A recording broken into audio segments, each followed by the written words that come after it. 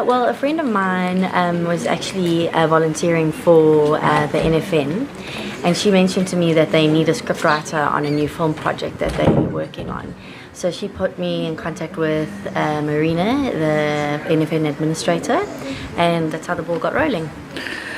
Tell us more about the process when you started to work on this project. What was some of the challenges that you faced?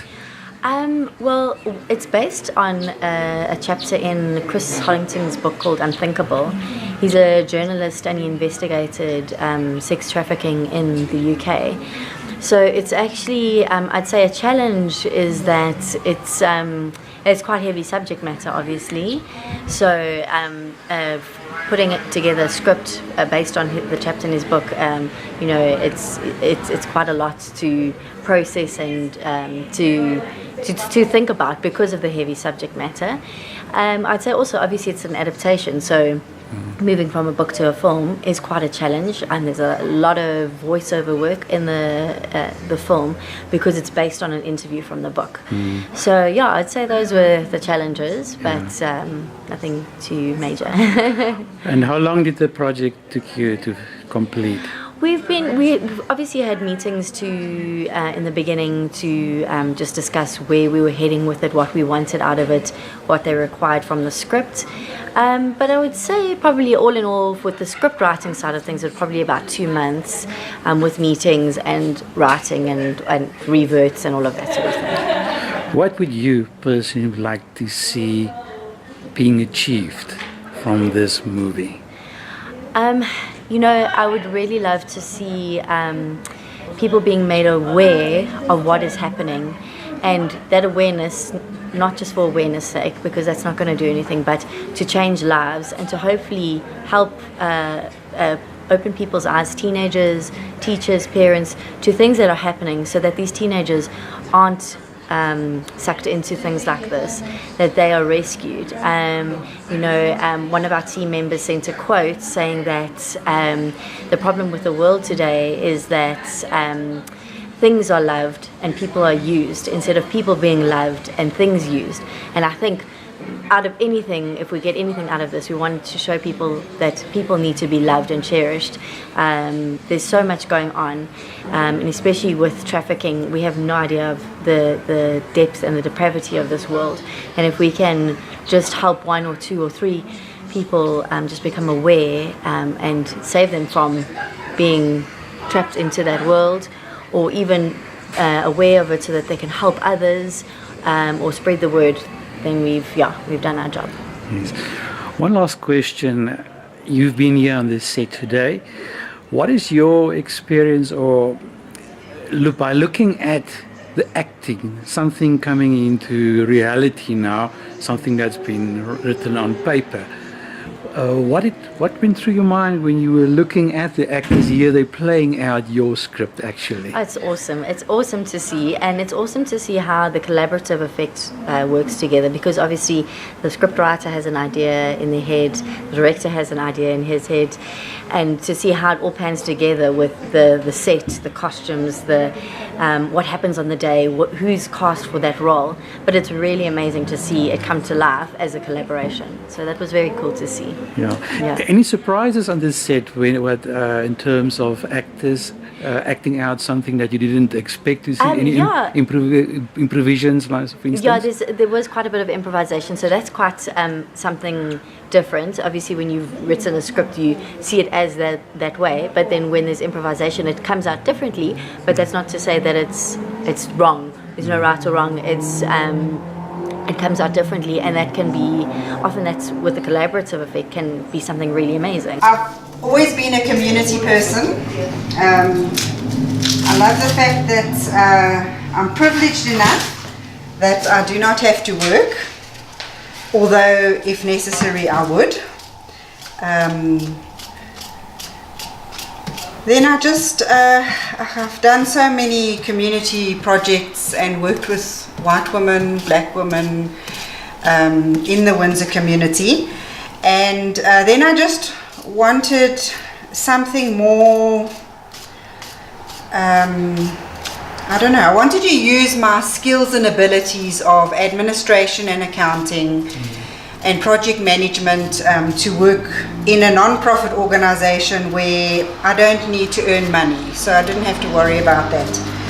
And I met somebody and read a book about human trafficking, and I explored that with A21 campaign in Cape Town, and then got connected with Diane, and now I'm basically doing all the administration for the non-profit, registered the non-profit, and I'm passionate about people, and I want to help people all the time. I want them not to struggle, and to be educated, given opportunities to be educated. If, for instance, I have a beautiful young black lady that's from Mpumalanga, and she's one of my lovely stories that, now I see the fruit, where she was a young girl, wasn't working, just living in the community with her sisters, and now she works for a company. She has a regular job, she can drive a car, she's had a lot of dental work done for free that I managed to organize, and huge dental work. She smiles so radiantly, and she loves God, and I've mentored her and her sister for the last 8 years, and it's incredible. And that's what I love helping people, from right down from the bottom, marriage counseling, from food and the basic needs. At the moment I look after a family of 6 refugees from Afghanistan, so I do have to work to earn money to pay for the accommodation that they live in, because I bought that accommodation. And I love what I'm doing. I'm not a public person, so I'm not on the forefront of raising awareness, but you'll see I do a lot of social media promoting of the non-profit and counter human trafficking. I'm Nikki Hocking, and I'm a volunteer project manager for the National Freedom Network, and we work in counter human trafficking, and it's a nationwide organisation. In October there's a national a human trafficking awareness week, so we're putting together a short film, and it's basically community service endeavour so that we can educate the public. And our target audience is teachers, parents, anyone with young girls or boys that are sort of high school age. That's the vulnerable age group that we're looking at. This film particularly addresses human trafficking of young girls, but of course it also happens to boys as well. But this storyline focuses on the young girls, and the focus of the story is around highlighting what Romeo pimping is, and basically that's when older men groom younger girls and sort of win over their trust, and then ultimately manipulate them, alienate them from their families, and coerce them and take away all their power, slowly but surely, until they are completely powerless and left very vulnerable. And at that stage, when all of their power has been removed and they're in the state of vulnerability, they are then trafficked. And at that point, it's a very, very sad prognosis usually. Luckily, in this story, we do have Savannah being rescued by the police, but obviously not all stories end happily. Dit is baie lekker. Dit is lekker om rond te hol vir 'n goeie ding. Ons hol altyd rond vir die verkeerde goeders, maar hierdie is 'n goeie ding. So is my baie lekker om rond te hol, en ek bid dat die Here regtig hierdie projek sal seën. Van die eerste oomblik, en hy het al reeds van die oond werk, die toilet wat nou 'n probleem was, werk. So God is just good. Hi, my name is Emma Tolman, and I'm playing the character of Savannah. She's an innocent schoolgirl, 16 years old, who ends up getting seduced and caught up in romance with a man who's basically a con artist of her love. He manipulates and persuades her emotions till she's dependent on him. At this point, she's in huge conflict with her family, and as the conflict with them rises, he starts to push her into darker and darker territories, to the point where she is so dependent on him, she's prostituting for him. and it's just downhill from there. It's been actually a cute day, really cold morning, early, so the sun is a pleasure as it comes up. I'm working with a first-time actor, and he's actually been amazing, so I think his experience of discovery is really exciting for both of us. My character is Jath Man, and what he does is he'll prey on young girls about 15, 16 years old, and he'll basically make them fall in love because they're quite naive at that age and their hormones are going crazy, so they think that their first love is their husband. So he preys on that, makes them fall in love with them, and at the same time the parents know that this guy's bad news, so then she becomes isolated from her own family. She has no one to turn to except for him, and then as soon as he basically earns her, then he starts essentially forcing her to have sex with guys for money, and that's how he makes a profit. Like just sheer insecurity and uncertainty. You don't know if you're doing okay. You're trying to feel the emotion that the character's feeling, but at the same time, when you're a beginner like me, it's very difficult not to like think about whether you're doing okay or not. He's pretty much the opposite of how I am. Aside from maybe the looks, I mean, I have a bit of a serial killer face, but aside from that, personality-wise, we're pretty different. I'll be a gangster in this movie. One of the most interesting characters, though. It's quite. I'm ready for it, and probably I'll be a tough guy there, and we'll be collaborating with the Jath Man. Yeah, with the other gangsters, doing some few more scenes in the club as well as the school as well. I'm going to be playing a gang member in this documentary about human trafficking. Much the same as the other gang members, going to be supporting the Jath Man in his scenes where we meet the friends. Going to be involved in the club scene as well. Going to also be involved in school scenes. First acting position for me, so a little bit nervous, but should all turn out well. But yeah, we're ready to work, ready to make characters come alive and educate. Yeah, it's all about raising awareness. Exactly, and educate. So it's all about educating. Yeah, and human trafficking is such a huge issue right now that people don't really take it seriously.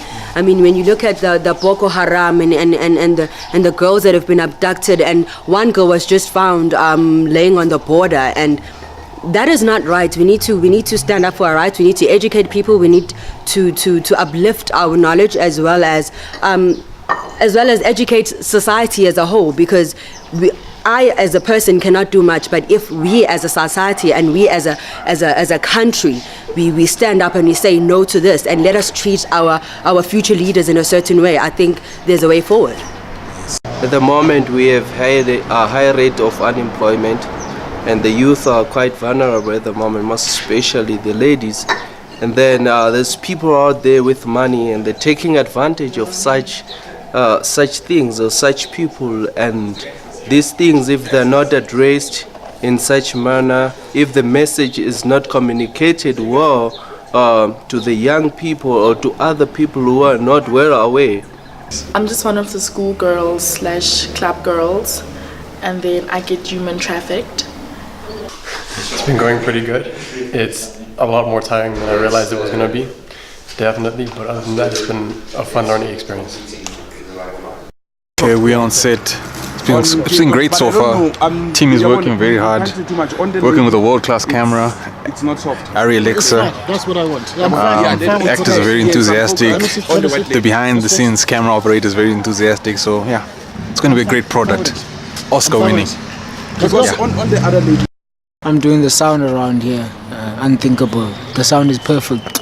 And yeah, we're almost wrapping up for today. Yeah, and we'll continue tomorrow, and we're exhausted. Thanks. Let's have a look at your sound system. Yeah, that's it. Yeah. See how tall it is?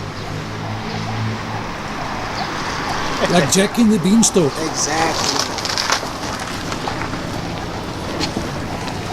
Nice. No, it's been a very good day. Very productive. yeah, even though, you know, it was challenging because of time, there wasn't enough time, so we had to push as quick as we can.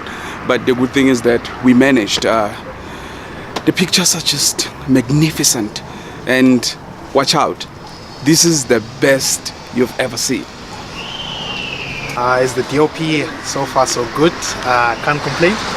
It's been a long day, but I'm happy we're almost done. Yeah, I think that's much I can say. But yeah, it's been a very awesome job, and it's been a heavy camera to work with today. But yeah, the day is almost done. Till tomorrow. Cheers. How do you feel about today? Huh? How do I feel about today? I feel like I got my best shirt on. Can somebody open for one of the and my hair is clean. And I got some sleep last night. I'm about to drink some coffee, so pretty good. Today is another day, another strength we need to push. We're almost there. We're shooting most of the lead girls' family scene and all that. It's more of a homely scene actually. We're shooting the dad, the mom, our friends coming over, the chat-up man coming into the house, and what again? The drone shoot. Hopefully, we're doing a drone shoot today too. Going to capture the entire scene, and then it's gonna be a lovely shoot. Let's see how it goes. Yeah, I'm very impressed. We've done quite a lot, and as the director and the producer of the film, I must confess that putting a lot of effort into making the story come to life. And the story in itself, Unthinkable, it's actually about our community, about our society, how we should take issues of human trafficking seriously. All right? But we believe that the tool we want to use to tell the story is the heart of filmmaking, you know, to be able to talk about all of these issues. But you try walk. I really, the food is amazing, the teams are amazing. It's very impressive. You know what? So often on a film set, when there are intimate scenes between men and women, and it's an all-male crew, men actually don't know how to handle themselves. It can be just these side things of jokes that they say among themselves. It's actually really offensive for the woman and puts her in a really uncomfortable position as the only female in the scene. What I can say about this is that the men were a great team. They were really supportive and actually feminist in their approach. And so I think that is a model for any man who's working in the film industry or in any industry that's so dominated by males to bear in regard when working with women. Tomorrow we should be wrapping up tomorrow, and let me see. Just gonna put in my best again, pushing everybody. Let's do all that we can do. We'll wrap up the filming tomorrow, because actually in the film tomorrow's filming is actually the opening sequence to the film itself. In essence, we are shooting the opening sequence, you know, and all of that tomorrow. So we'll do what we've been doing, and we enjoy it.